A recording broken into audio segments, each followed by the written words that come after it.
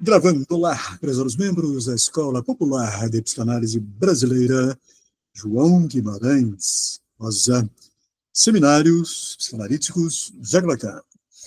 Seminário, livro 14, A Lógica do Fantasma, anos 1966, 1967. 1966, digamos, é o ano 2 da era lacaniana. Porque o ano 1 é o ano 1964, o ano da fundação da Escola Freudiana de Paris. O ano 2 é 1966, ano da publicação dos Escritos do Lacan. Muito bem, então, não estamos no capítulo 2 de A Lógica do Fantasma. Esse capítulo intitula-se O Paradoxo de Russell. Bertrand Russell, um matemático, lógico, filósofo, não inglês. Página 30, deixa-me ver, página 33. Lacan avança, segundo parágrafo da página 33. Não me parece inapropriado me servir momentaneamente da minha pequena punção, losango, não? Losango losango do axioma do fantasma, do matema do fantasma, um axioma que articula logicamente não o sujeito e sua causação, a falta como objeto. Alô, psicanalistas, não é falta de objeto.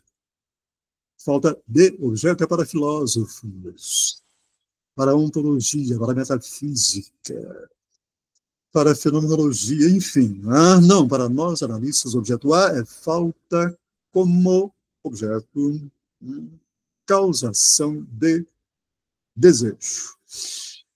Então, não me parece inapropriado me servir momentaneamente da minha pequena punção, aquele losango, não, para dizer que B faz parte de A. É a escritura, não a escrita, que Lacan fornece um pouco antes desse parágrafo. Ele começa a comentar essa escritura, B punção A. Além disso, ele tem relações, não... O que é esse ele aí, B? Além disso, ele tem relações cuja riqueza eu certamente teria que apresentar a vocês e cuja complexidade indiquei da última vez, ao decompor esse pequeno sinal de todas as formas binárias possíveis. Há que se fazer se não existe alguma contradição, há que saber se não existe alguma contradição que resulta do fato de B fazer parte de A. O comentário meu é interessante, quer dizer, porque o Lacan ele fornece a escritura, né? B, punção A. Ele faz a leitura, não, da punção do losango entre B e A dessa maneira, não, quer dizer, B faz parte de A. Pela punção, pelo losango, B faz parte de A. Muito diferente do matema do fantasma, não? Muito diferente do matema do fantasma, porque o matema do fantasma, ele articula o sujeito equivocado, S clivado, a falta como objeto. No matema do fantasma,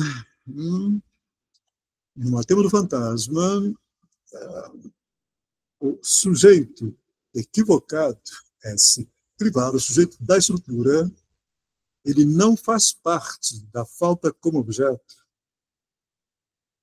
Atenção. Ele é causado pela falta como objeto. Isso não significa fazer parte. Boa noite, Júlio. Bem-vindo, Júlio. Página 33. Então, aqui continua. Terceiro parágrafo. Há que saber se não existe alguma contradição que resulta do fato de B fazer parte de A. Podemos escrever que esse B não significa a si mesmo.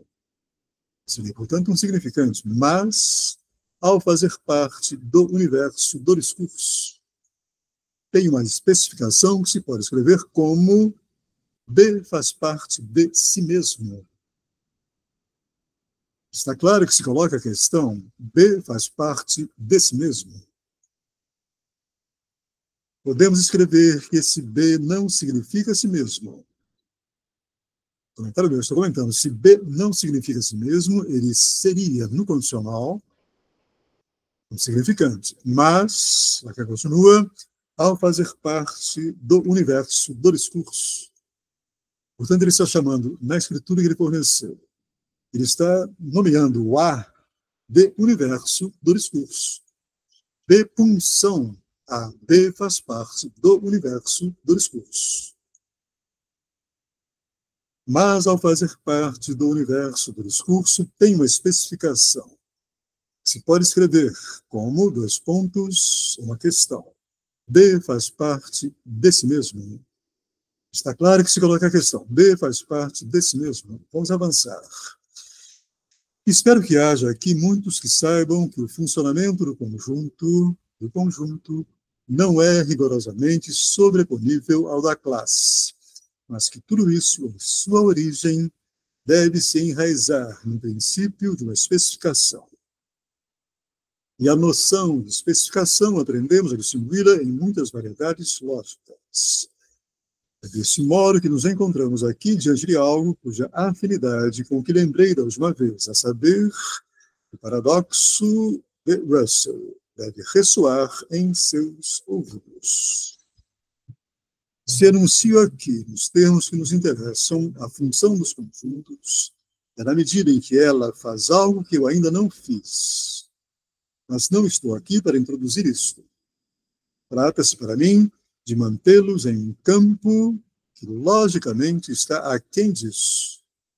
Contudo, essa ideia nos dá, precisamente, a ocasião de tentar apreender o que a mobilização do aparelho chamado de teoria dos conjuntos estabelece.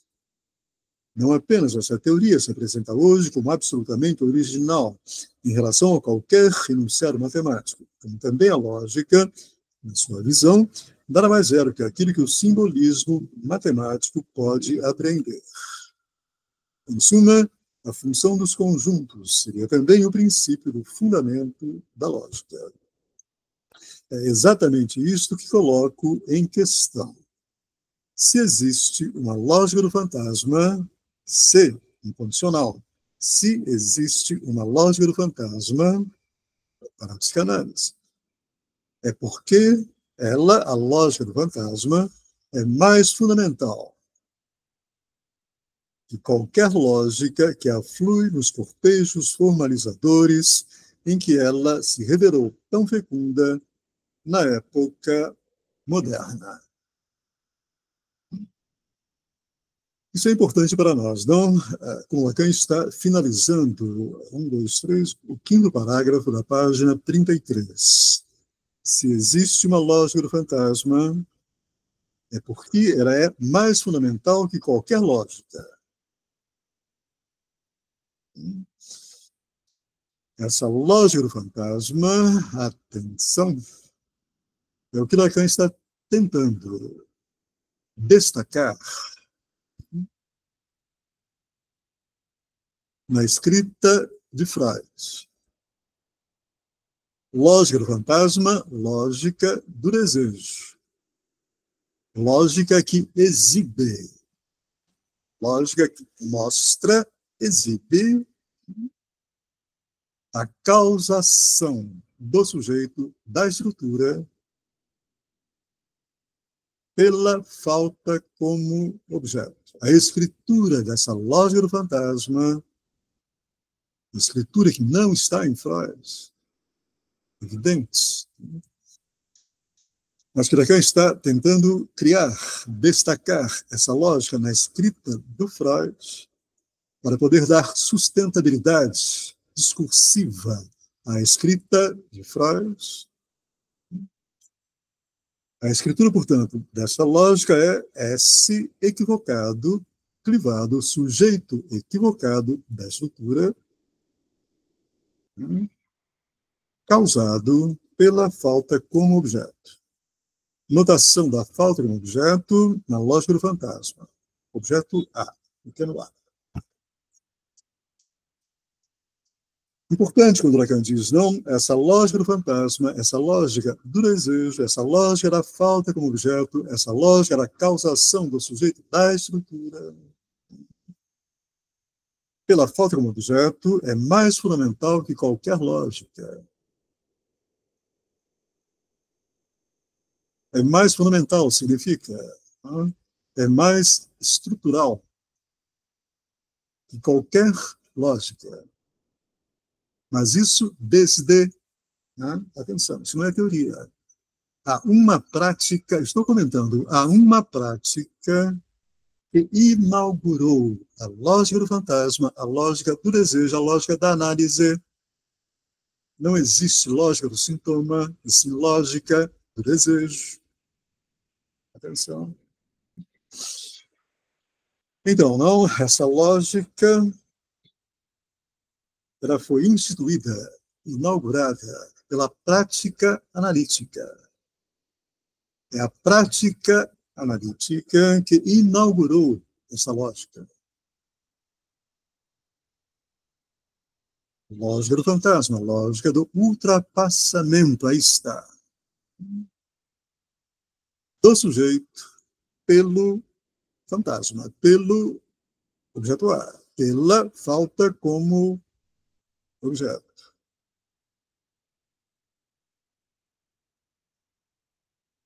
Ela é mais fundamental, ela é mais estrutural.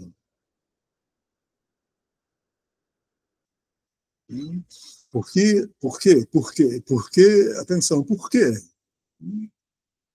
É importante que entendamos isso. Por que a lógica do fantasma, a lógica do desejo é mais fundamental do que outra lógica? Porque ela exibe uma prática clínica pautada pelo ultrapassamento do falante pelo seu grande outro. Isso não tem nada a ver, portanto, por favor, com consciência. A nossa prática mostra, exibe a lógica do fantasma, a lógica do desejo, a lógica do ultrapassamento do falante por algo que ele não domina, não prevê, não controla, não sabe, desconhece, é equivocado por ela, por essa lógica, etc. Por isso que ela é mais fundamental. É a lógica do ultrapassamento, da equivocação significante, do tropeço, do mal-entendido, do cômico, não do trágico, como Freud errou, não da castração, como Freud errou, mas sim da equivocação significante, do ultrapassamento do falante, por aquilo que ele não sabe, não prevê, não controla, mas que está no comando estrutural. E fazendo na nossa vida uma experiência cômica, de tropeços, de enganos, cotidianamente.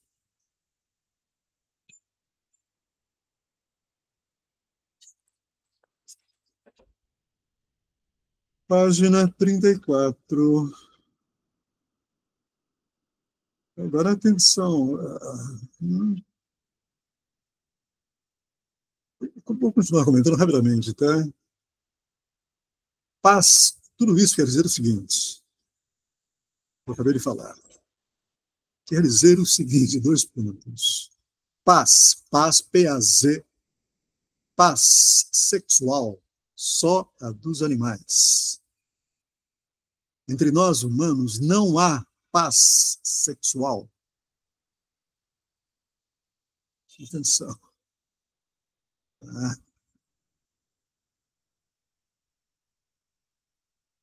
Tentemos ver o que o 34. Tentemos ver o que o paradoxo de Russell quer dizer quando encobre algo que não fica longe disto que está ali no quadro B, punção A. Simplesmente ele, Russell, promove esse fato como envolvendo por inteiro um tipo de significante, que ele toma, aliás, como uma classe, um erro estranho. Por exemplo, sob o pretexto de que a palavra obsoleta é obsoleta, dizer que a palavra obsoleta representa uma classe em que ela própria estaria incluída é um pequeno truque cujo único interesse é o de permitir, mais adiante, fundar como classe os significantes que não significam a si mesmos. Em contrapartida, colocamos como axioma, nós, analistas, nós que testemunhamos a prática do ultrapassamento, do equívoco, do tropeço, do mal-entendido, da inexistência de paz sexual entre nós, falantes, não há paz sexual entre nós, falantes. Em contrapartida, colocamos como axioma que em nenhum caso o significante poderia significar a si mesmo. Evidente, porque o significante, novamente, ele é da ordem do grande outro, da ordem daquilo que Freud chamou inapropriadamente de inconsciente. Unbewusst. Por isso que o significante não pode significar a si mesmo. Ele está situado em outro lugar. A consciência, a representação não tem acesso, nem o sentido, nem... Em contrapartida, colocamos como nós analistas, como axioma, que em nenhum caso o significante poderia significar a si mesmo. Se o significante pudesse significar a si mesmo, não haveria inconsciente, não haveria grande outro. Equivocado, clivado. E é daí que é preciso partir e se virar com isso. Nem que seja para perceber que é necessário explicar de outro modo que a palavra obsoleta possa ser qualificada como obsoleta. É absolutamente indispensável inserir aí o que introduz, aí está a divisão do sujeito. Por divisão do sujeito é ser clivado, entendam, pelo amor de todos os deuses, entendam? Por divisão do sujeito, entendam a equivocação do sujeito.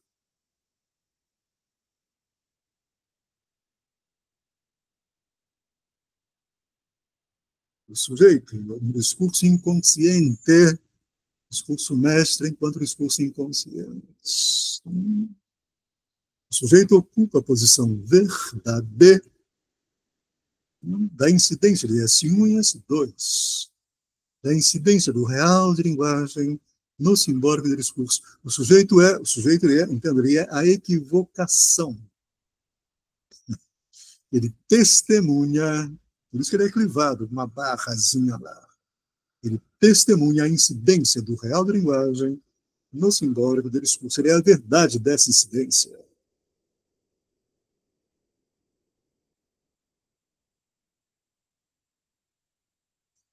Vamos conversar um pouco? Vamos lá, tentem, por favor, tirar algo das entranhas de vocês para que possamos conversar. Isso aqui vira uma aulinha, vira, sabe, uma coisa... Ah, então, vamos lá, o que vocês podem pensar daí alguma coisa para conversarmos? Não precisa elaborar, não. Basta dizer, olha, não entendi isso aqui é maluquice do Lacan, é um saca. Vamos lá, por favor.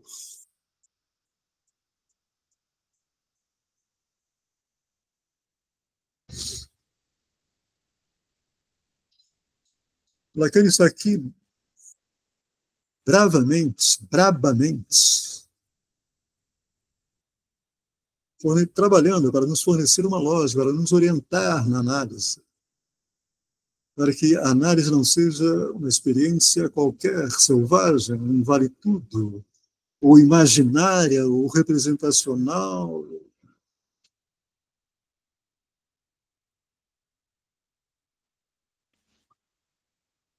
Eu sei que a escuta de vocês está soterrada, né, pelo velho blá blá blá freudiano, castração, estruturas clínicas, neurose, prevenção, psicose, não transferência, supereu, castração, etc, etc, etc. Tentem dar, tentem limpar os ouvidos. Clínica psicanalítica não é isso, absolutamente não.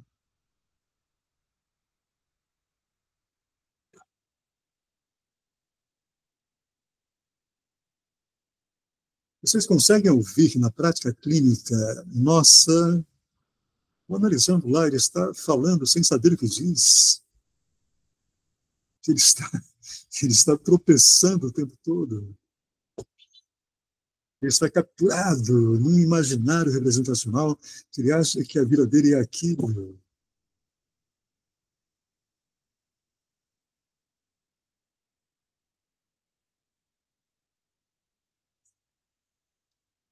Vamos lá, alguma questão ou não?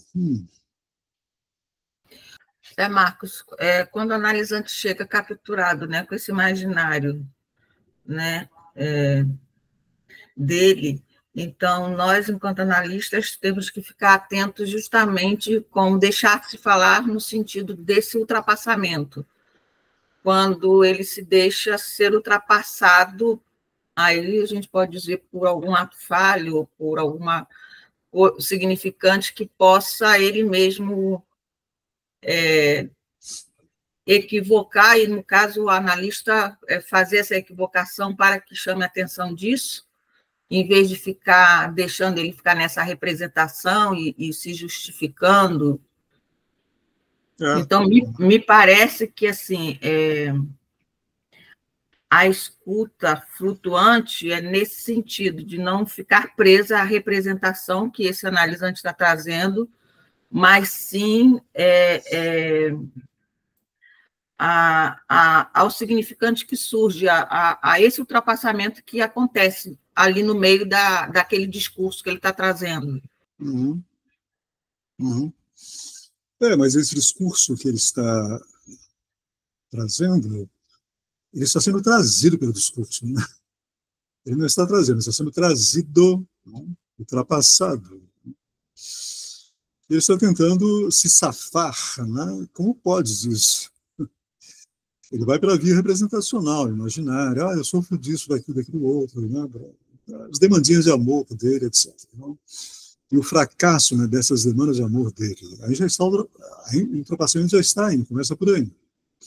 Fracasso das demandas de amor do analisando. Não quero o analista atrapalhar isso, sabe? Embaralhar as cartas, confundir, ou dizer alguma coisa para, enfim, para retificar, fazer uma retificação subjetiva, mesmo no campo representacional, pontuar alguma coisa do gozo, não, do analisando, para que ele possa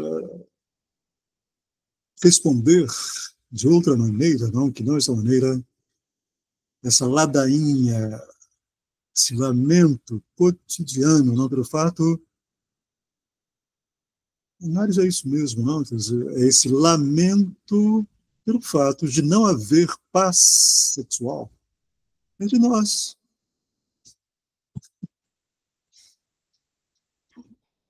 E aí sintomatizamos a inexistência de paz sexual entre nós falantes.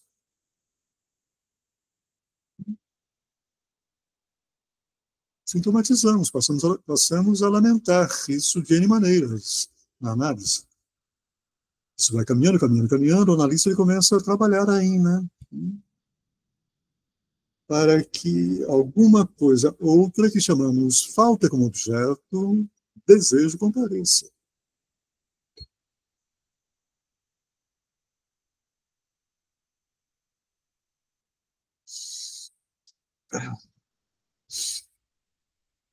Mas, atenção, nós operamos como testemunha desse trabalho, né? Do analisando. A transferência não é para essa testemunha. A transferência é suposição.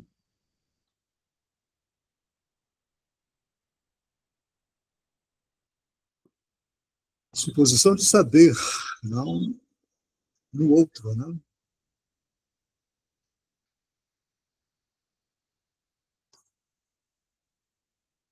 É absolutamente indispensável inserir, introduzir aí. O que introduz a lição do sujeito, né? Lacan agora ele vai comentar o Russell. Vamos passar rápido por isso, né? Mas deixemos obsoleta e partamos do argumento que oporia um Russell a uma fórmula que poderia ser enunciada deste modo. Ele fornece a escritura, né? B punção A barra S. Esse SWS significa, ele já forneceu, não?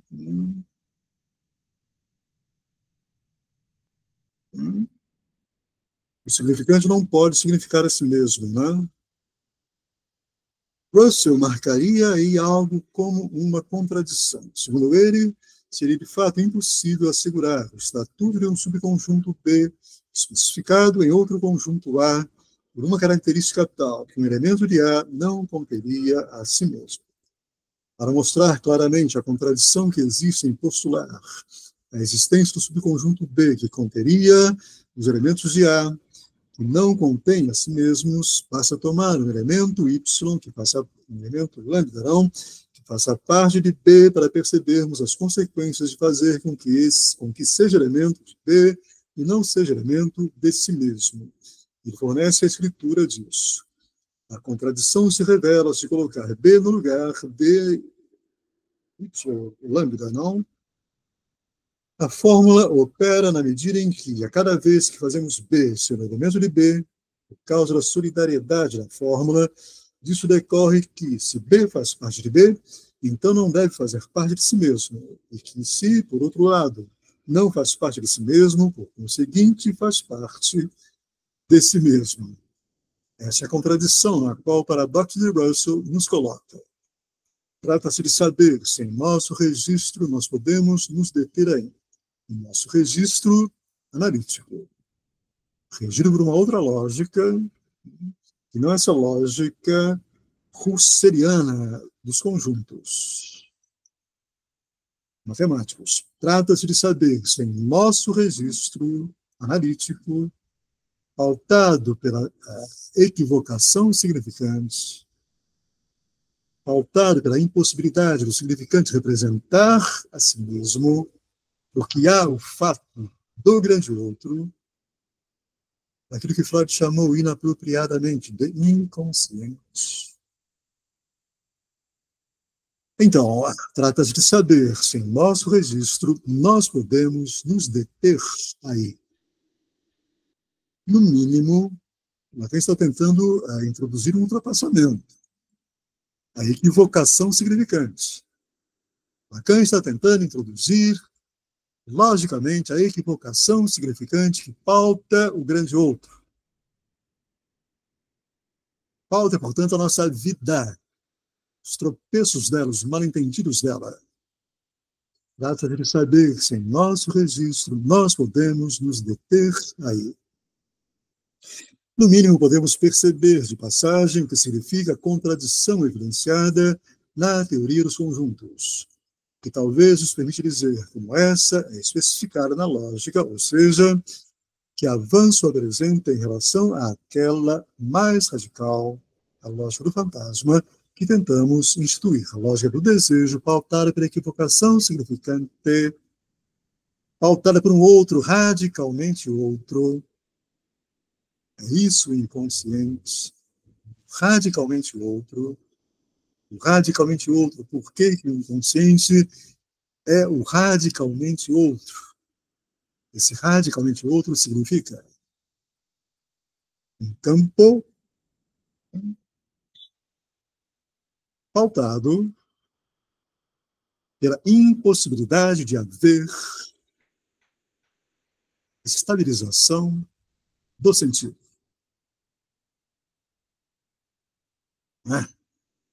É por isso que não há castração.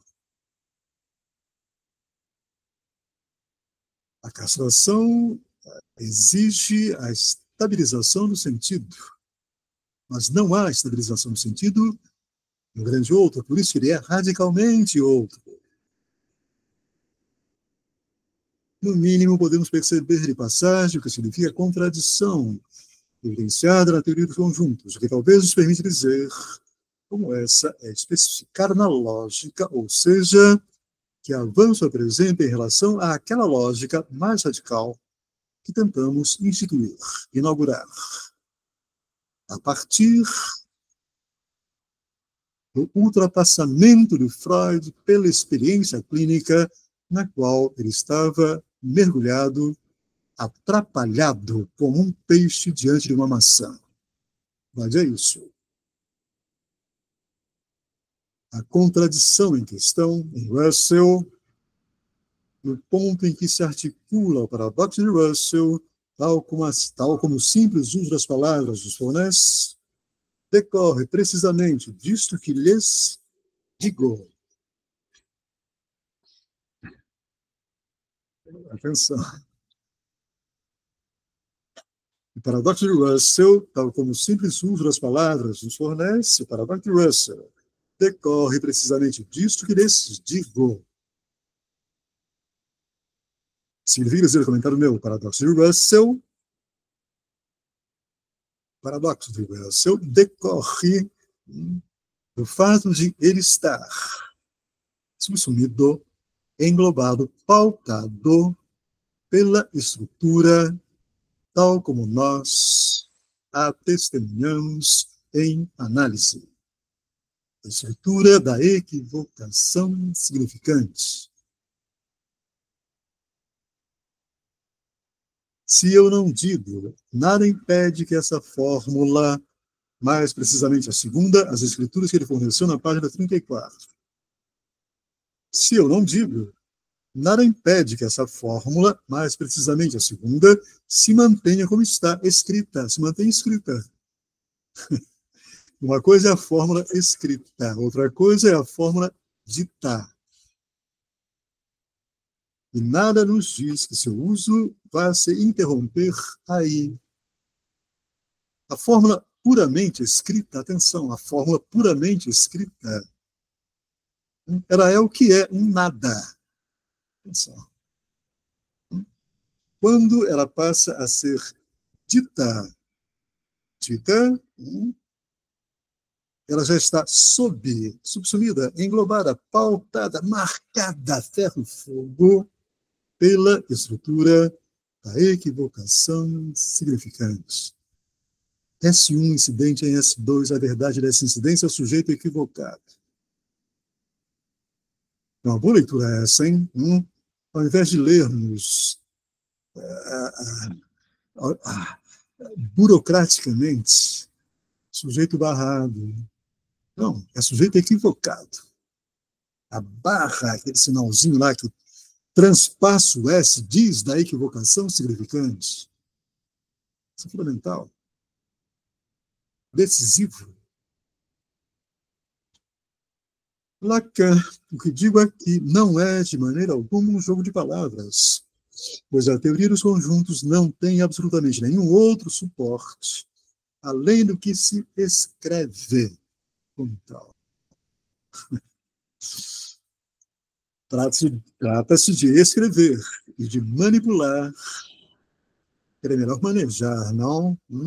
Trata-se de escrever e de manejar o jogo literal, escritura no caso, que constitui a teoria dos conjuntos. Tudo o que se pode dizer acerca de uma diferença entre os elementos está fora do jogo. Tudo o que se pode dizer acerca de uma diferença entre os elementos do conjunto está fora do jogo escritural, da escritura. Olha que maravilha.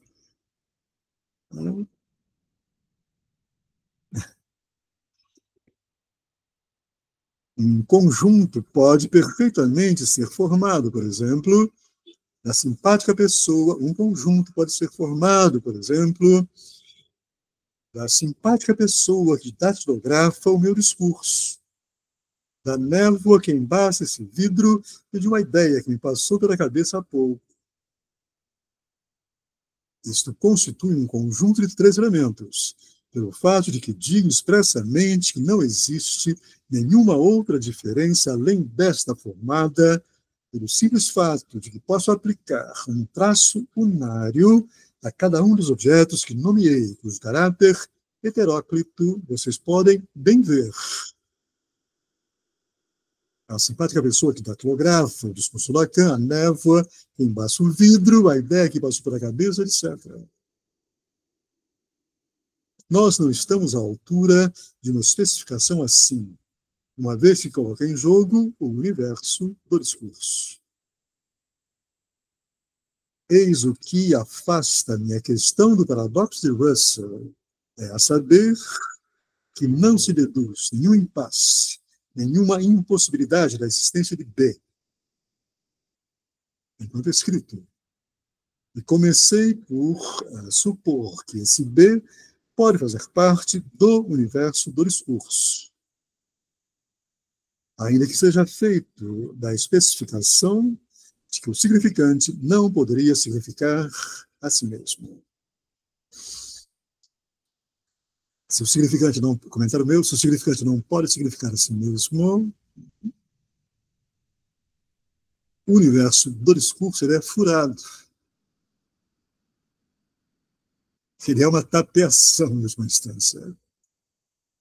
O universo do discurso significa, não, há um campo único pautado pela representação.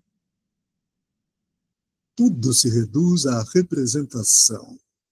Lacan diz, não, há algo que não pode representar a si mesmo. Significante. Essa é a nossa experiência de analistas.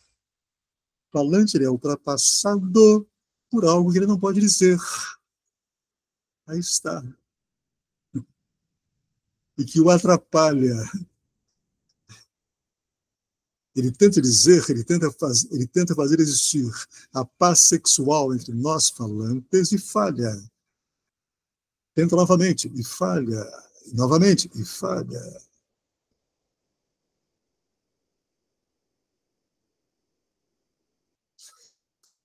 Talvez, Lacan continua, ele tenha consigo mesmo uma espécie de relação, significante não, talvez ele tenha consigo mesmo uma espécie de relação que escapa, porém, ao paradoxo de Russell. Pode ser que ele nos demonstre algo que seria a sua própria dimensão. Nós vamos ver em que condição ele faz parte ou não. Significante?